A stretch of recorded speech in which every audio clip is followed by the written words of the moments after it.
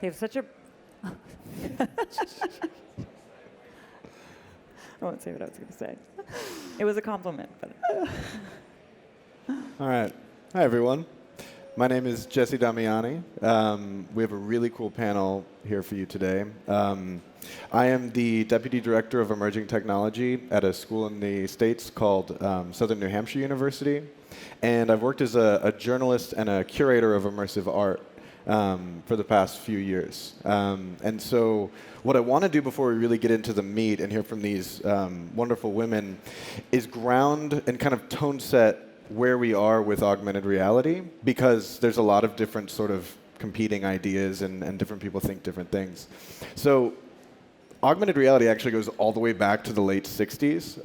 Ivan Sutherland created a headset that is seen as both the first proper VR headset and proper augmented reality headset. But it kind of then went back to sleep until the early 90s. A couple engineers at Boeing first coined the term augmented reality when we were thinking of heads-up displays and how that would apply in a setting of an airplane.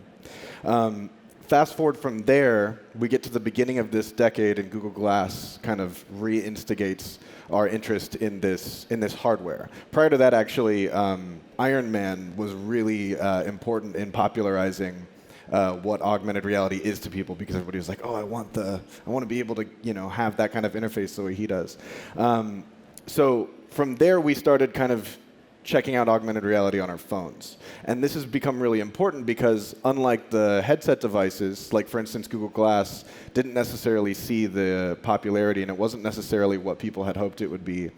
But your smartphone and the camera on your smartphone could actually give you a version of augmented reality. And as of 2019, I think there's 4.4 billion smartphones 4.4 billion smartphone users in existence. There's even more smartphones in existence. So that actually creates a much wider base for people to use augmented reality. So kind of segueing to how that's used sort of creatively to bridge the physical and digital worlds, that's really what we're going to be looking at today, is now that we've gotten to this point where we have the last thing I forgot to mention, obviously, we have what are called mixed reality devices, which can be kind of confusing because mixed and augmented are often used interchangeably. Traditionally speaking, mixed reality means objects that can interact with you and with the environment, whereas augmented would just be sort of like information pop-ups. I don't ever see it used like that anymore. They're kind of used in the same breath. So when you hear people refer to these different things, you can often assume that they mean kind of the same thing. So from there, we have the Microsoft HoloLens, and we have the Magic Leap 1. The Microsoft HoloLens just came out with its new headset this year, and the Magic Leap came out at the very end of last year. So we're entering this phase now where we have hardware that's much better than where it was in 2013 with Google Glass. And we have, as I said, 4.4 billion people using smartphones to really kind of start to explore what this digital layer is and what computing in the real world looks like when we're not tethered to a screen in our office or wherever it is that we're computing. So with that, I want to hand it over to you two to give kind of a brief introduction of your own work. Thanks. I'm Connie. I'm a creative director and producer. And I think what I wanted to say first was what's amazing and really unusual about an emerging industry like this, or people that are working in these new mediums, is that we are in a really fortunate situation where a lot of people from very diverse backgrounds are coming together. And I think that we are learning and experimenting together, and there is no one person that is the expert in everything. And it's really, I feel really privileged to be in a time when I can feel exposed and I'm learning, and that I think in this morning one of the games makers of Grizz said that 78% of his team didn't come from gaming, and I just thought that was amazing. And I hope that we continue to be an industry that embraces different people from different walks of life, because I genuinely think that gives the best ideas. So I guess my point is that I'm not from tech, and I was brought up in Bristol in the 70s and 80s by a very, very liberal mother. Bristol back then was, and still is, a very creative and cultural city. I had a huge amount of freedom. I was surrounded by eccentric socialists. I spent my time running around Glastonbury Festival as a child and not really knowing any boundaries. I found school boring, very structured, lots of sitting still. I loved art and I loved sport, but really I lived for the weekends, which for me were warehouse raves, illegal parties, house parties. And I think I was kind of that generation that was always looking for experiences. And at school, I was really good at art, but persuaded to drop art because there were no jobs in art, apparently, in the 90s. Ended up doing a quite an irrelevant degree, and then post that I was very drawn to London and to marketing. It seemed as exciting and creative, and unsurprisingly, I was quite good at coming up with experiential concepts for brands. So quite quickly, I found myself being paid to curate festivals, parties, big global experiential campaigns for brands, working with an amazing bunch of people and developing lifelong friends, of which one of them is here in the crowd today. And one of those events was producing a tent at the Big Chill Festival, which doesn't exist anymore, but it was in the west of the UK. And Punch Drunk Theatre, who are the pioneers of immersive theatre, were also producing a tent at the Big Chill, and I was introduced to them and invited to their show Firebird Ball in 2005. And I don't know if any of you have been to any of the Punch Drunk shows, but it was held in a derelict warehouse, candlelit, set design and performers of which you enter the world and you engage and walk around it as if that world is your own. Every journey is different. And it totally blew me away and felt fucking amazing. Like the best thing I've ever experienced without drugs, to be honest. And it was a key turning point for me. It lit something inside in terms of, could I take that feeling and start to create work that made me feel like that? So I started to collaborate with Punch Drunk, and wherever I could, I'd bring them into my projects. And then in 2010, I ended up working with them for 5.5 years. And it was like some privileged apprenticeship in learning about storytelling and building physical story worlds, and the incredible attention to detail that goes into keeping someone immersed in an environment. They were beginning to, kind of 2015, beginning to experiment with content and VR, and I suddenly felt this excitement in the idea of using immersive technology within an immersive environment to take people to a magical place for a moment. I left Punch Drunk in 2016, and I had a really fortunate meeting with an ex-ad and businessman who was really interested in mixing theatre and tech. And we went into an R&D process of creating environments that used rich theatrical sets, scent, heat, movement, performance, VR, AR, spatial audio. And then last year, I co-created and directed a show called Sónar+D, which had a story based on AI and dreams. You went through in groups of 6, and we had geodesic domes with projection and 3 scenes with VR, including a room-scale VR, plus old-school analog horror house tactics and just good theatre. And then since then, I've been working as an independent consultant, creating a few pieces. I've done 2 pieces with Magic Leap in the last 6 months. And I just wanted to show you a clip of Sónar+D, because I think, for me, the topic is augmented reality, but I think the idea of genuine mixed reality, which is mixing everything not necessarily through a headset, is really exciting for me. And then a couple of other films that show some of the specific headset-based mixed reality. So this is Sónar+D first.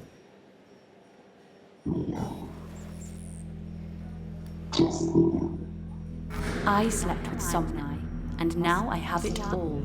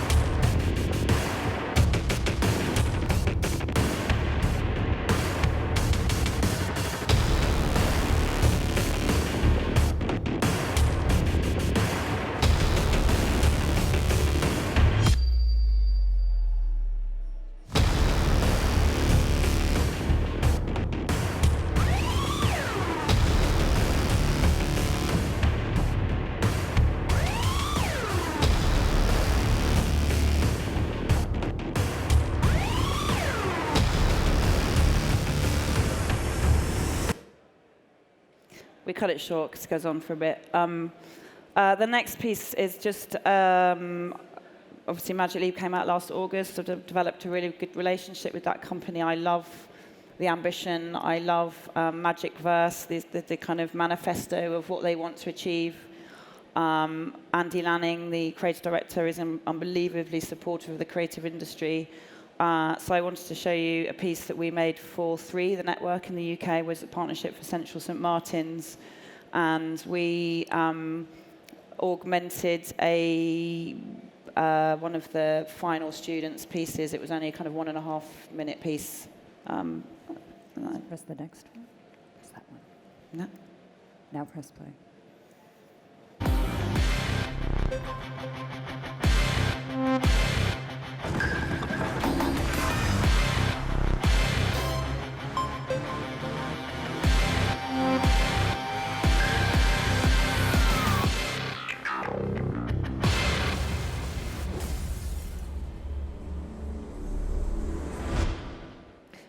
Short. And then I wanted to show you a piece that, for Sónar+D, the show, we had an R&D process, and we made a piece with HoloLens, and I built, well, not single-handedly, using a team of a 20-meter forest, real forest with real trees and ferns and wood chip. Smelt amazing. We used theatrical lighting and cinematic sound, and we used HoloLens, and I decided in the end not to use HoloLens in Sónar+D because I think that the paying audience struggle with the small field of view and find it frustrating, even though I found it really exciting. We decided not to use it, but I wanted to show you this piece which we shot through the headset, so you don't see any of the field of view or cropping, and I've just overlaid a soundtrack, so it's quite a handmade piece of content, but it's a couple of years old, so.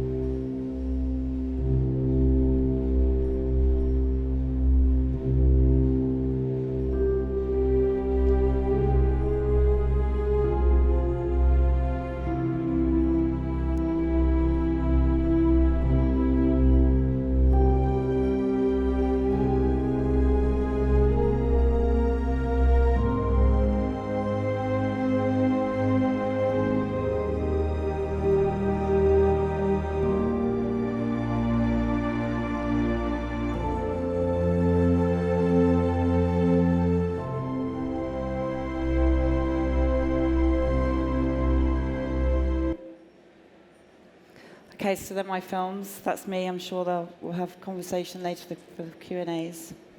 Thanks. It's gorgeous.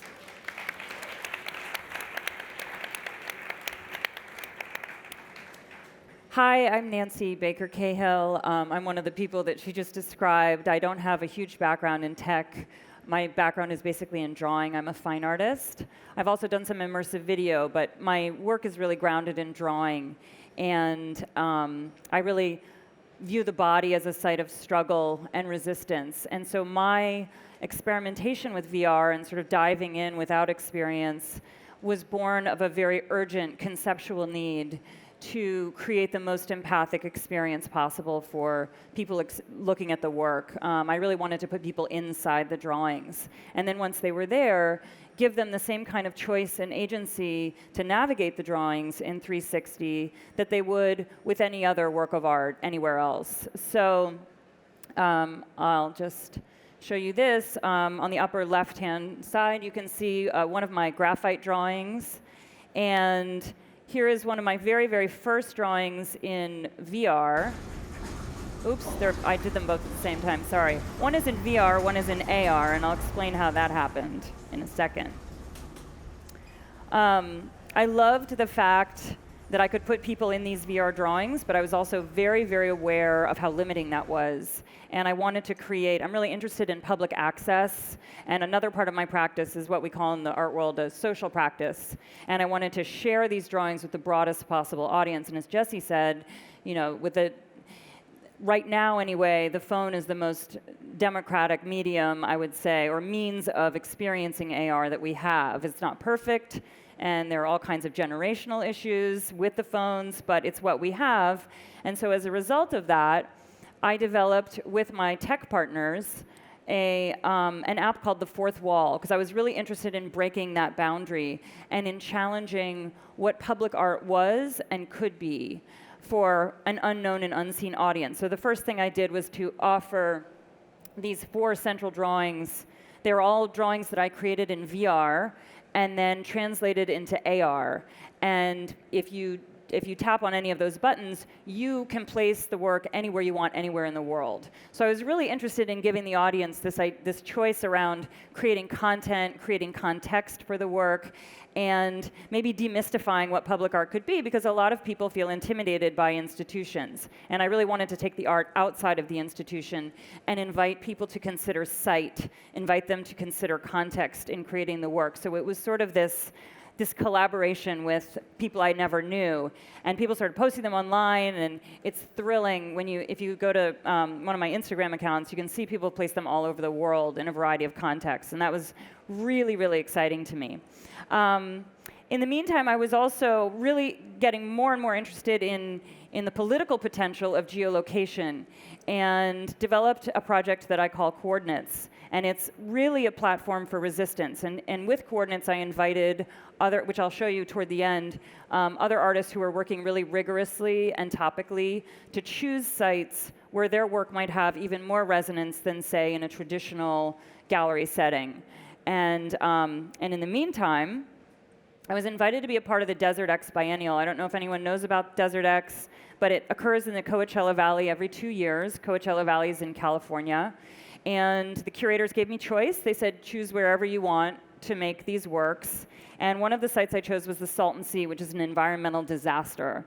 And there's been a lot of damage to all the, there's a ton of toxic waste in the sea itself, but it's also had a huge impact not only on surrounding communities, most of which are disadvantaged, but also on the flora and fauna, the birds and the fish. So I created a drawing in VR, which you can experience over here, and then we translated it, we translated it into AR, and geolocated it, scaled it way, way, way up, and really treated it like land art, and really took up space above the site itself. I also chose the wind farm. Here's a video that shows the disruption. It's wonderful that we have these wind farms. It's wonderful that we have renewable energy, but to plant this sort of garden of windmills, of wind turbines, we had to raise a lot of sacred land, and in doing so, kicked up a lot of the beautiful desert flora. And so I wanted to kind of show them in a call and response with the Salton Sea, turning, dissolving, becoming particulate, just like the Salton Sea had that same sort of particulate look. And in every case, the marks that I'm making are inspired by the sites themselves. So for example, with Margin of Error, which was the Salton Sea, I was really inspired by the cartilage, the fish cartilage that you walk on, that crunches underfoot when you're at the site. And here, again, by the actual desert blossoms and blooms. And finally, back to the political potential, or the subversive potential of this wonderful medium. With geolocation, we can do any number of things. I'm just showing you a few examples of an AR exhibition that I co-curated with another artist along the LA River, and we were dealing with issues of immigration and colonization and climate change, gentrification. And I myself actually put one of my own drawings in front of the Supreme Court when Dr. Blasey Ford gave her testimony against now Justice Kavanaugh about sexual assault. And I added the word unprotected because we remain unprotected. The ERA has never been ratified in the United States.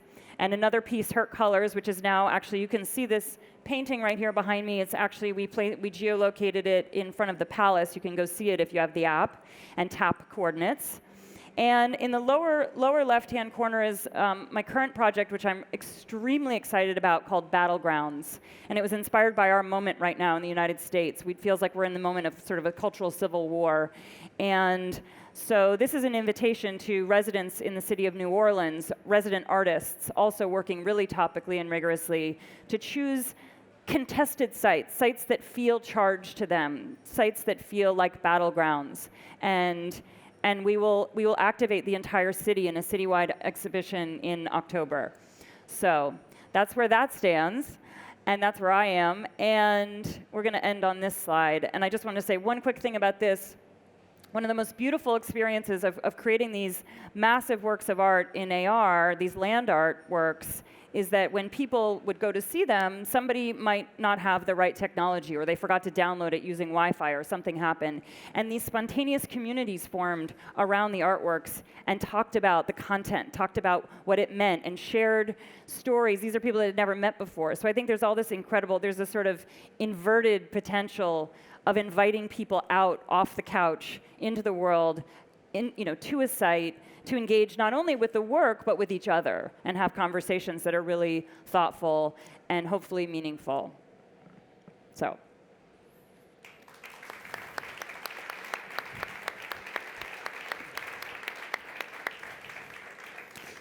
Picking up, Nancy, could you tell everybody where the different pieces that are geolocated here are? Oh, yes, thank you for, okay. There's a piece I created about surveillance, which really could go anywhere in the world, and it has sound. So if you want to experience it, either make sure your sound is turned on your phone, or use headphones. And it should be, the thing about geolocation, imperfect, okay?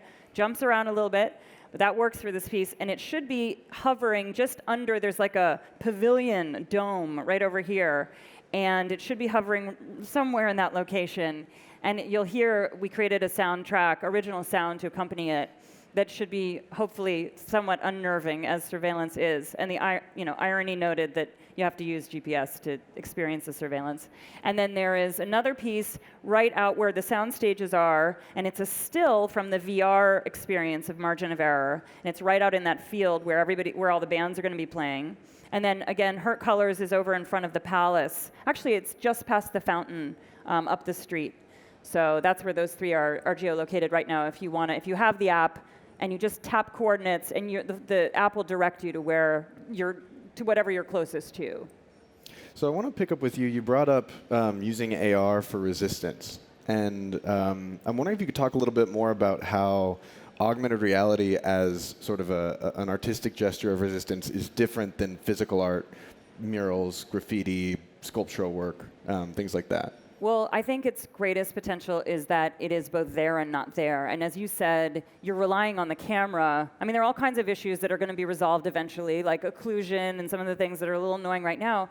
But you can't see it with the naked eye. You need that visual prosthesis. So you can do subversive work. You can have really meaningful conversations between the art. I like to call it idea activation versus site activation. You can kind of create a thought space. And one of the amazing things that happens is when you place a work on site, like I experience this all the time in LA, at the river, I know where those pieces are. And I have this sort of ghost feeling when I drive past. I can't see them because I'm driving and I'll crash, but I know they're there. And so I think that it's a little less, it just allows you to be a little more nimble, a little wilier, and no one can really take issue with it if they can't see it. They have to make the choice to see it, to engage with it. So I think it has enormous subversive potential. Also, Connie, moving kind of to the more properly mixed reality side of things, one thing that's really evident in all of your work is that there's a really keen understanding of just how to make an immersive space without any digital technology. So what then is augmented or mixed reality for in those spaces? Why would you consider bringing that technology in with all the added kind of friction that it brings? I mean, I can't bear tech for tech's sake, and I think I kind of see mixed reality, and actually now even spatial audio is kind of like a special effects lens over the real world. And what I'm really interested is in subtle changes and using and playing into the environment that you're in, and then using that technology to do a special effect that you couldn't do using theatre or projection or magic or whatever else. And I think, you know, it's very easy to criticize a lot of the technology for not doing the thing it wants us to do. And I find that all the time. But I have to remember, like I said at the beginning, that we are so privileged to be part of that group discovering. It would be so dull if it had been discovered. And I think for me, and you kind of touched on it with the geolocation, I think once it can be so much more specific in the way it can be tracked and really know where it's meant to be, I think then it becomes exciting. Because really it's a little bit smoke and mirrors at the moment, in that we're overlaying a piece of content into an environment that isn't really interacting with what's there, because it's just very expensive and very difficult to do that. And I know you've talked about the level of detail you want to exist, like on one of these headsets, and I'd love for you to voice that, because I think it helps ground for people like what is possible and not, and then also how you took those considerations into a fashion show where a lot of different people are going to be viewing it, and how you worked around that so that it still felt like a rewarding experience for them without the full kind of capability that you're wanting. Yeah, so I think an example, I think I said this to you last night, I guess a good example would be if we had a narrative-based theatrical environment and I wanted to make you cry black tears in a moment of amazing sound and something that really was subtle but really quite amazing. Rather than, I think people kind of expecting mixed reality to sort of simulate the real world. Like, we don't need that. You've either got VR or you've got the real world. How do we want to create content that genuinely uses the real world together collaboratively? And then I think your second question, for that fashion show, there was an audience of 700 people. We had 10 headsets, which was so hard to get from Magic Leap. It's not even available in the UK. So Andy Lanning did an amazing job of getting those for us. And it was also at the same time as the Serpentine Gallery piece with Marina Abramovich, and they had 100 headsets. So it was like gold trying to get those. And we had to just make sure, and I guess this is something as well, you have to make sure that the whole event is engaging for all of the rest of the audience. So I was curating the sound and the light for everything. So for the people in the headset, it was almost like an elevated experience, because they had all of that, and then they had the special effects. And then the rest of the people just had the kind of, you know, the stools, the seats, the back seats version. So speaking kind of these like tiered or these layers of experiential depth, you're going into communities, whether it's LA, New Orleans, or elsewhere in the world, where people don't currently have any experience with augmented reality. They maybe saw Pokemon Go happened. How are they responding to it, and what's your process of kind of educating them around what the medium is, what it's for, and why you don't have to be sort of like a techie to understand it? Well, I definitely need to do a better job of educating them of how to do that. I've been really reliant on just getting press about it. But I totally agree with you that content is everything. Content is first and foremost what's most important. This is just really the means to an end. But the people who have taken the time to go and experience it, a lot of them actually do experience it physically. I mean, particularly with the drawings in 360. But even the drawings that are just overlaid, if it prompts some sort of thoughtful conversation, which is the whole point, you know, not because the tech is young and glitchy and whatever, it's much more important to me that they reconsider why, you know, ask the question why, consider that, ask and then sort of interrogate, why did we choose this piece for this site, for this moment, and have a conversation about that. I'm really interested more in the conversation than I am even in the delivery system, although I think the delivery system is like incredible. Well, so what are some, like, kind of carrying that conversation, what are some ways that people can actually access it for themselves, both, you know, as consumers, and this is to both of you, and also how can they get involved as creators? Like, what are some things some avenues you're seeing for people to, if they're like, I really am interested in this and I have this idea, where do I go?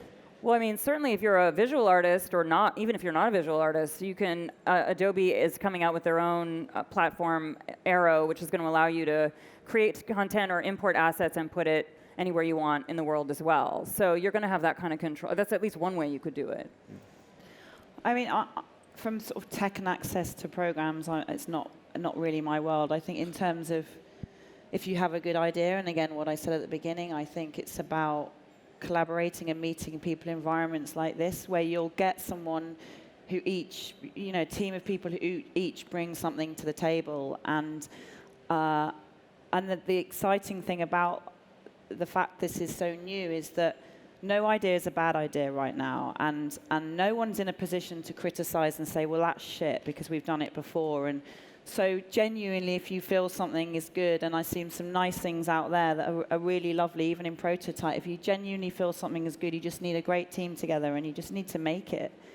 I'm going to pick up on that. Yeah.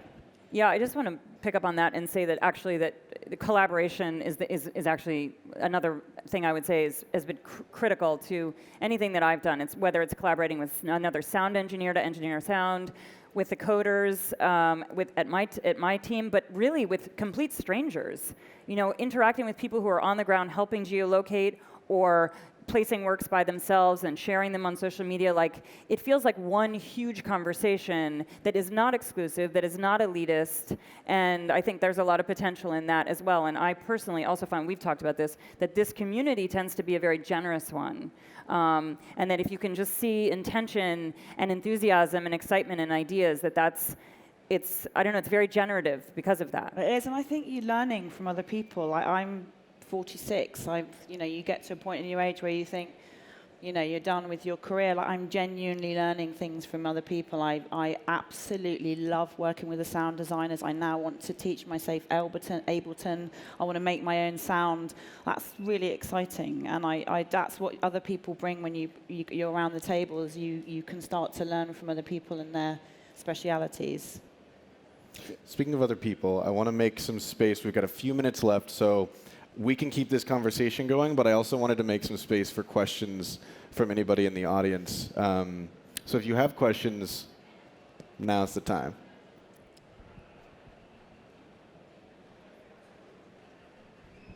Amazing panel, and you guys are truly putting discovery in time here. We did had a case in Barcelona where the protesters were not allowed, and they pretty much put protesters in holograms passing by. So it's not anything related to that, but in some way is a way to tell a story, and maybe if you putting into the future, what do you think it will be the new ways of interaction, and how people can give back or send a message back to you about you guys think about it, having a feedback channel on your art? Yeah, I actually am about to update the app in such a way that people can do that they can there'll be a means of doing that through the app. Right now, it's literally if you give access to photos, they end up on your phone, you can do what you want with them. But I'm really interested in seeing more of that and having more conversations, so the new iteration will have that possibility.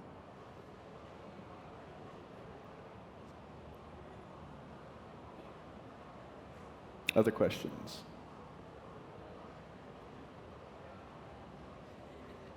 All right. Looking kind of to carry the conversation from where we just kind of left off, and this isn't, I don't mean this is a specific, this isn't a name calling or targeting thing. This is more just generally, what are some things people are going into this medium with the misconceptions about what it can be used for, or some of the mistakes you're seeing made? Because with any new medium, we're learning by trial and error. So just maybe for those who are interested in getting kind of a start, are there any little tidbits or lessons we can share to fast track them? I don't know if anyone's made anything with Magic Leap here. Has anyone been using it? It's amazing and exciting, but it's really frustrating, and I think just to give you some examples, I think when you're using something like an entertainment, and I don't think necessarily these techs have been developed for entertainment, but in a theatrical environment, light and darkness is your friend. It's how you create drama. It's how you hide the cracks. It's how you drive fear, elation. And then these particular technologies are really demanding about the light levels. It can't be too dark. You can't have haze. You can't have lasers. And so you have to, when you're creating ideas with tech, it's a really different creative process in the way you work. You have to kind of have your seedling of an idea, and then you have to look at what the tech will allow you to do, and then you have to go back and go, okay, we need to change that, and you have to keep going backwards and forwards and know that it's a really agile. I know that's such a used word, but it will evolve and it will change and it will look completely different at the end to your ambition. But it doesn't mean that your ambition isn't a good idea. So that's what I'd say, and it's not a thing about Magic Leap, it's about all of that particular, as we're on mixed reality, that particular content, and just trying to use the technology in the way that it will allow you to now understand its tricks and its loopholes, rather than trying to make it do things it's not ready to do, which I think a lot of people did that with VR 10 years ago, and it was criticized. So that's what I'd say, is just work with the tech at its current capabilities. Well, I would definitely point fingers and name names, and what worries me about AR is the way in which the space itself will be policed and monetized, whether it's by a government or other private interests. I think that we're going to have a lot of AR junk, a lot of visual noise. I think we're going to have, there's a lot of potential for slander and libel, and really targeting individuals, and I think that's a problem. But I also don't believe in particularly a Bill of Rights for that space, because who does it serve and who decides? So I think that's some really tricky territory that we're going to be wading into very soon. That's what concerns me, I would say, about that space. How do we fight that? I've heard people talk about it, like a lot of people say, like, oh, we want to go either censor or hack the platforms. Other people say, like, well, we need kind of like infinite layers where you can have various types of censorship. Like, what do we do? I mean, at base, I think ultimately, hopefully, it comes down to choice, but that also depends on how we end up, what our devices end up being. Like, right now, you have to choose to download my app to see the content, right? But if we're all wearing glasses, we might not be able to have that kind of control, or if we have something embedded in our retina. Like, these are things that, then we all live a Black Mirror episode, and so I'm not so sure. I'd like to think it would come down to choice, but, I'm sure that's not what the greater corporate interests want. Do you have anything to add to that? You're like, I'm staying out of this one. I'm just staying on the entertainment side. Lighthearted. Well, what are maybe broadening the question, what are kind of the ethics of producing entertainment content? I mean, both of you, like, in various capacities, obviously Connie more than Nancy, but you have as well, produced entertainment content. And, a lot of people right now, there's this discussion, particularly as, the political situation, I'll call out the United States because that's where I'm from, becomes increasingly sort of polarized. It's like, some people are like, no, I want to stay out of it. And other people are saying, you no longer have a right to stay out of it because it's getting so bad. So I think entertainment falls in a similar category where some people are like, I'm going there to get out of all that thinking. But then is there also kind of a responsibility to kind of hit them with something savory amid the sweet? That was a very intellectual question. Sorry, yeah. Is there an ethical responsibility in entertainment Yes, of course. content? And entertainment usually is by choice. I don't know if anyone has forced entertainment on them. Sounds quite fun. Yeah, of course, there is absolutely. And I think also we were talking about that we're still learning what this technology is doing to our eyes and our brains, and there's a lot of research to do there in terms of how much we should be interacting, engaging with this kind of technology, 100%. Yeah, I mean, I think it's definitely, you have an ethical responsibility. I think, especially when you engage with other communities, working from a space of curiosity and not from a space of, I know best what you need, but really inviting conversation, inviting discourse, that seems really important to me. And for me personally, I don't feel like I want to dictate too much what someone's experience is. So I really, even with the VR drawings, I've designed them such that you are led by your own curiosity, that it's up to you. So I'm really interested in individual choice, individual experience, and not creating anything that's overly controlled. Fantastic. Well, we are just about out of time. Could either of you share, or could both of you share where people can find you, what projects of yours they should look for next? You go, Wes. I can be found on, Instagram, at Nancy Baker Cahill, or at Fourth Wall App. You can also download the app. It's free on Google Play. You need Wi-Fi to download it, P.S. Google Play or the App Store. And you need a 6S or above and or an Android with AR Core. But you can also go to I have 2 websites, nancybakercahill.com or fourthwallapp.org. I'm not really I don't have an email. I have a personal Instagram. I'm on LinkedIn. You can come and say hi at the end of this, but I don't have a website. I probably should. The high and the low tech. Yeah. Great. Well, thank you both so much, and thank you all for coming out.